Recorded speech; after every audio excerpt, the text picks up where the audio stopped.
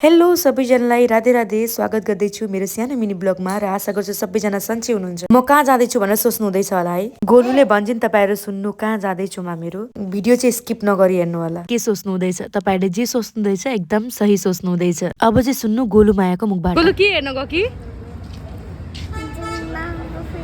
Zubin मामाको film.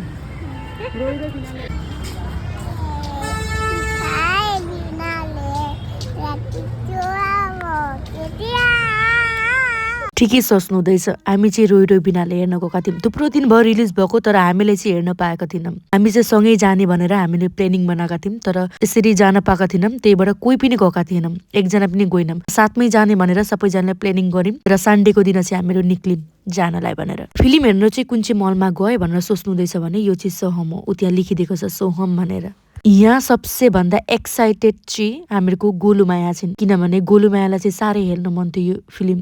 रोइ रोइ बिनाले भनेको भने गर्थिन् र भाइको चाहिँ अचानक हामीसँग आउने प्लानिङ भयो। अचानक हामीहरू निक्लियौँ र टिकट देखाउँदै थिए। 300 रुपियाँको टिकट हो एकजनाको। गोलुले चाहिँ फेरि चिप्स लिएर आएकी थिइन्, फिल्म हेर्दै चिप्स खाँदै हेर्छु भनेर। तर उहाँ चाहिँ भित्र लग्न दिँदै रहेन रहेछ। यो भाइ चाहिँ को भनेर सोच्नु हुँदैछ भने मेरो भाइ हो, मेरो मामाको छोरो। अगाडि पनि भिडियोमा देख्नुभएको छ होला।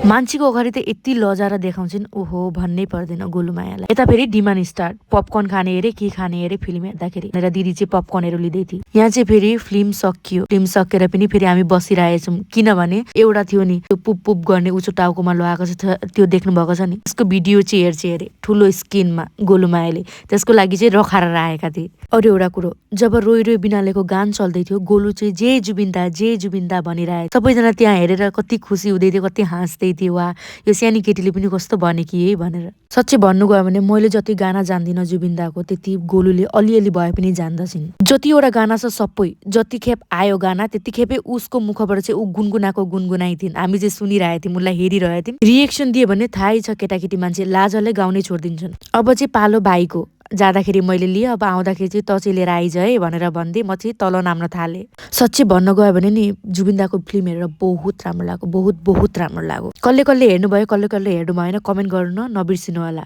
सच्ची गाइस मलाई यो सिडीबाट नाम्न चाहिँ बहुत डर लाग्छ। कुनै किन कोलाई डर लाग्छ भन्नु है। र आजको भिडियो यतिमै खत्तम हुँदैछ र आशा गर्छु सबैजनाले मेरो भिडियो हेर्नुहुन्छ र कमेन्ट गर्नुहुन्छ राम्रो। राधे राधे, जय जुबिन्दा।